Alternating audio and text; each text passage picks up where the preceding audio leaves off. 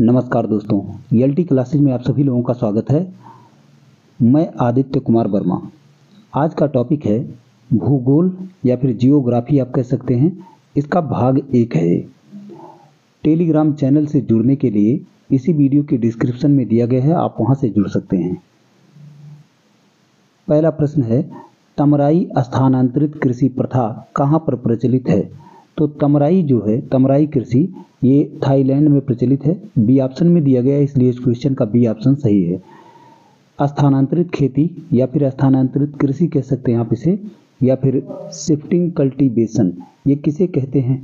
तो सबसे पहली बात तो किसी क्षेत्र में की जाने वाली अस्थायी कृषि को स्थानांतरित कृषि कहते हैं। यहाँ इस बात को ध्यान रखना है कि किसी क्षेत्र में जंगलों को काटकर या जलाकर, या उनको जलाकर उसको साफ कर लिया जाता है और उसके बाद उस जमीन पर खेती की जाती है। तब तक खेती की जाती है जब तक वो जमीन फिर से अनउपजाऊ ना हो जाए। और जब एक बार अनउपजाऊ हो जाती है या फिर खराब हो जाती है वो जमीन, जहाँ पर उपज फिर से नहीं हो सकती, तो उसे छोड़कर कहीं और चले जाते हैं लोग और वहाँ पर कृषि शुरू कर देते हैं।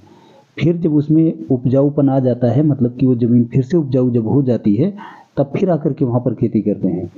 यह एक आदिम प्रकार की कृषि है, इसको ध्यान रखना है। इसके बाद कुछ स्थानांतरित कृषि और उनसे संबंधित क्षेत्र जो बहुत ज़्यादा पेपर में पूछे जाते हैं, उनके बारे में बता दे रहा हूँ मैं। यहाँ पर है झूम। कई बार पेपर में पूछा जाता है झूम कृषि कहाँ पर प्रचलित है? तो मेरे भाई, झूम जो है ये भारत में पूर्वोत्तर राज्य जो हैं, जैसे असम, मेघालय, त्रिपुरा या अन्य पूर्वोत्तर राज्य, ये इन्हीं राज्यों में झूम खेती होती है। इसके बाद दीपा नाम की जो खेती है, स्थानांतरित कृषि है, ये कहाँ पर होती है? बस्तर जिला मध्य प्रदेश में। यहाँ एक बात को ध्यान रखना है कि बस्तर जिला मध्य प्रदेश में है। अगर बक्सर लिखा होता तो बिहार में होता मेरे भाई, बक्सर दूसरा जिला है, ठीक है?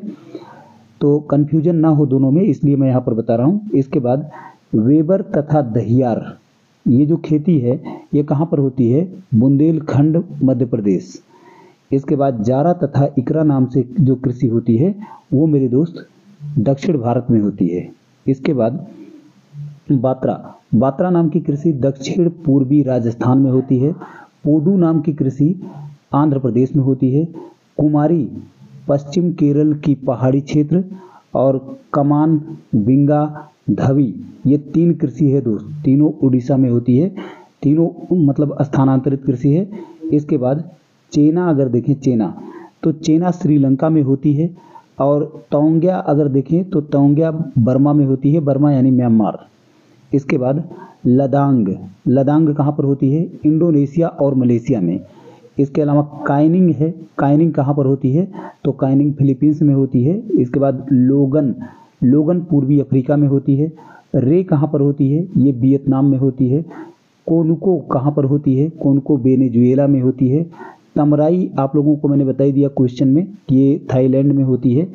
इसके बाद मिल्पा, मिल्या, कोमिल, ये तीनों कृषि कहाँ पर होती है? तो ग्वाटेमाला, मैक्सिको और मध्य अमेरिका वाले क्षेत्र में होती है। इसके अलावा अगर देखें हम लोग रोका कहाँ पर होती है? तो ये ब्राज़ील में होती है। और ब्राज़ील कहाँ पर है? तो अमेजन बेसिन में पड़ता है, जो ब्राज़ील के अमेजन बेसिन में, वहाँ पर मेरे दोस्त ये रोका नाम की कृषि की जाती है। इसके बाद इचालिन अगर देखें, इचालिन कहाँ पर की जाती है?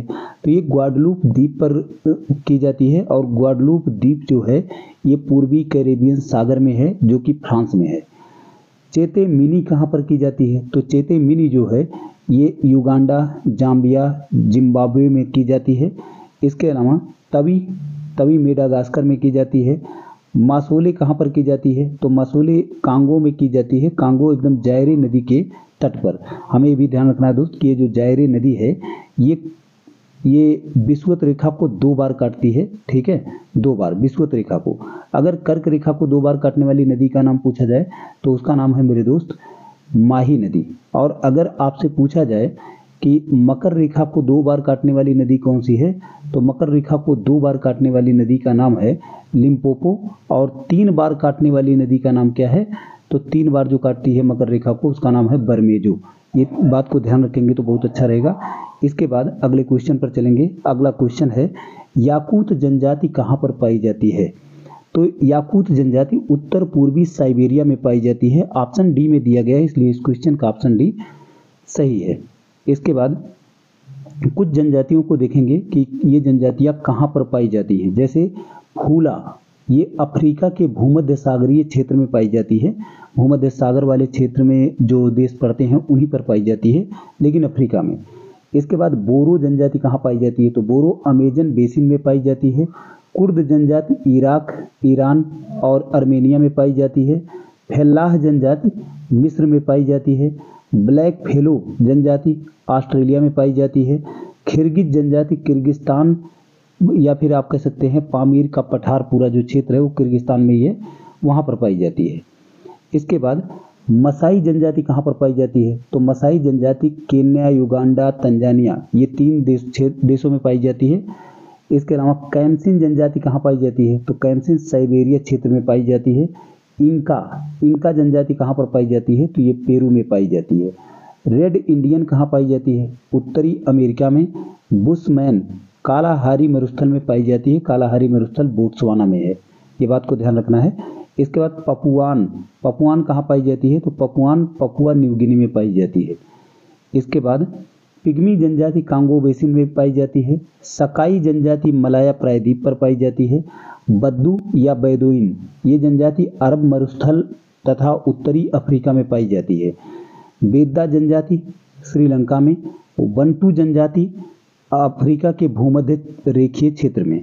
यहाँ पर एक बात को समझना है कि बद्दू, वेदा, बंटू, ये तीनों में बहुत बार कन्फ्यूजन होता है, तो इसको थोड़ा कायदे से कर लेंगे आप तो बहुत अच्छा रहेगा, ठीक है। तो इसके बाद बर्बर जनजाति कहाँ पर पाई जाती है, तो बर्बर जनजाति मोरक्को में पाई जाती है। इसके बाद एस्किमो जनजाति कहाँ पर पाई जाती है, तो एस्किमो जनजाति टुंड्रा प्रदेश में पाई जाती है। और टुंड्रा प्रदेश का मतलब है अलास्का, ग्रीनलैंड, पश्चिमी साइबेरिया, ठीक है। यांकी जनजाति कहाँ पर पाई जाती है, तो यांकी जनजाति अमेरिका में पाई जाती है। होपी जनजाति कहाँ, होपी जनजाति अमेरिका में पाई जाती है। याकूत जनजाति उत्तर पूर्वी साइबेरिया में। पुनन जनजाति कहाँ पाई जाती है, तो ये मध्य बोर्नियो में पाई जाती है। सेमांग मलेशिया में पाई जाती है। इसके अलावा हल्का जनजाति ये हेलो रिवर बेसिन में पाई जाती है जो कि चीन में है। हान जनजाति कहाँ पाई जाती है, तो ये चीन में पाई जाती है। किक्यू जनजाति केन्या में पाई जाती है। पोकोमो जनजाति केन्या में पाई जाती है। माओरी जनजाति न्यूजीलैंड में पाई जाती है। काकेक्सस जनजाति काला सागर, कैस्पियन सागर के निकटवर्ती काला सागर तथा यहाँ पर काला सागर तथा कैस्पियन सागर के निकटवर्ती क्षेत्र में पाई जाती है। इसके बाद लाई जनजाति म्यांमार में पाई जाती है। फुलानी जनजाति उत्तरी नाइजीरिया में पाई जाती है। हेसला जनजाति ब्रिटेन में पाई जाती है, बहुत ज़्यादा पूछा जाता है, ये फुलानी भी बहुत ज़्यादा पूछा जाता है, ठीक है। उइगुर जनजाति तारिम बेसिन में पाई जाती है जो कि चीन में है, पिछली बार पीसीएस में पूछा गया था शायद ये, ठीक है। इसके बाद उल्वा जनजाति निकारागुआ तथा होंडुरास में पाई जाती है।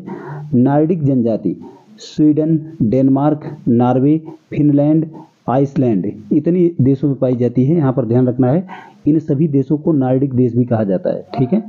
इसके अलावा लैप्स जनजाति स्वीडन, नॉर्वे, फिनलैंड, रूस में पाई जाती है और इसे स्कैंडिनेविया क्षेत्र कहा जाता है।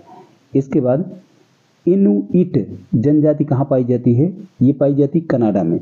यूपिक जनजाति कहाँ पाई जाती है, तो ये पूर्वी रूस और अलास्का में पाई जाती है दोस्त। इसी के साथ अगले क्वेश्चन पर चलेंगे और अगला क्वेश्चन है उष्णकटिबंधीय प्राकृतिक वनस्पति सदाबहार वन कितने सेंटीमीटर वर्षा वाले क्षेत्रों में होते हैं। तो इसमें जो सदाबहार वन है ये 250 सेंटीमीटर से अधिक वर्षा वाले क्षेत्र में होते हैं। इसमें ऑप्शन डी में दिया गया, इसलिए इस क्वेश्चन का ऑप्शन डी सही होगा। तो अब देखेंगे कि कुछ ऐसे स्थल जहाँ पर वर्षा की मात्रा जो होती है उसके अकॉर्डिंग वहाँ पर कौन सी वनस्पति उपजती है और उसके अलावा उसमें कौन कौन सी वनस्पतियाँ होती हैं, तो इसको थोड़ा देखेंगे। सबसे पहली बात तो 250 सेंटीमीटर से अधिक वर्षा वाले क्षेत्र में सदाबहार वन होते हैं और यहाँ पर जो मुख्य वनस्पतियाँ हैं तो कौन कौन सी हैं, तो एक तो है महोगनी, एक है एबोनी, इस तरह कई होती हैं, ठीक है। इसके बाद 200 से 250 सेंटीमीटर वर्षा होने वाले क्षेत्र जो हैं वहाँ पर क्या होता है, वहाँ पर अर्ध सदाबहार वन होता है। देखो जहाँ पर ज़्यादा बारिश होती है, सबसे ज़्यादा बारिश होती है, वहाँ पर देखो सदाबहार वन होता है, ठीक है। इसके बाद अगर वहाँ से थोड़ा सा कम हो तो अर्ध सदाबहार वन हो रहा है 200 से 250 सेंटीमीटर वर्षा तक, ठीक है। इसमें कौन सी वनस्पति होगी, तो इसमें मिश्रित वनस्पति प्रदेश है ये। और कौन कौन सा मिश्रित, मतलब किसका मिश्रण होगा, तो ये 250 सेंटीमीटर से अधिक वर्षा वाले जो वनस्पतियां हैं ये, और यहाँ पर 150 से 200 सेंटीमीटर वर्षा वाले जो वनस्पतियां हैं, टीक और साल, ये जो आप देख रहे हैं, इन दोनों का मिश्रण हो सकता है। मतलब कि ये थोड़ा ज़्यादा बारिश के बाद भी ये थोड़ा बहुत हो जाएगा, और ये थोड़े कम बारिश के बावजूद भी ये हो जाती है। तो इन दोनों मतलब वनों के जो मिश्रित वनस्पतियां हैं वो इसमें होने के चांसेस रहती हैं, ठीक है।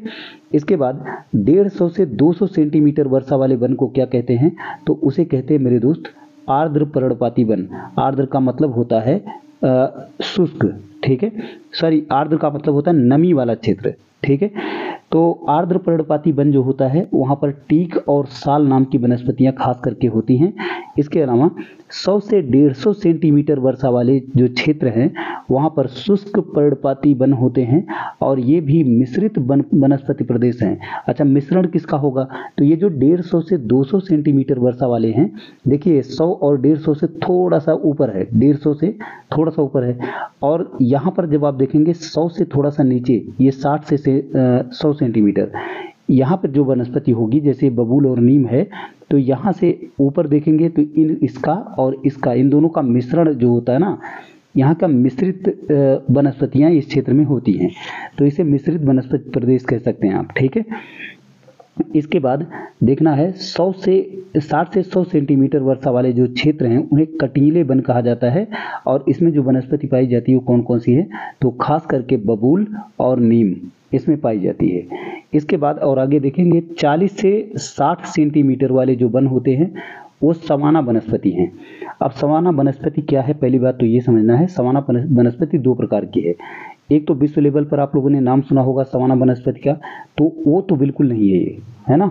यहाँ एक बात को समझना है, भारत में कटीले वनस्पति प्रदेश जो हैं वहाँ पर वृक्षों को काटे जाने के बाद जो छोटे छोटे वृक्ष या घास निकलते हैं उन्हें सवाना वनस्पति, ये समान गलत लिख गया है, सवाना वनस्पति कहते हैं, ठीक है।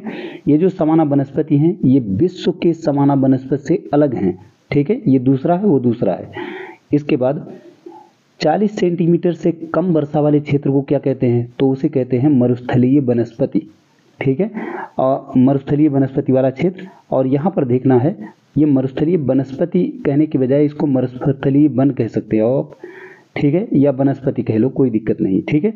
इसके बाद हमें समझना है वनस्पति, इसके बाद समझना है इसमें कौन कौन से वनस्पतियाँ होती हैं, तो खास करके कैक्टस और एकेसिया यहाँ पर होता है। इसी के साथ ये वीडियो समाप्त होता है दोस्तों। जय हिंद।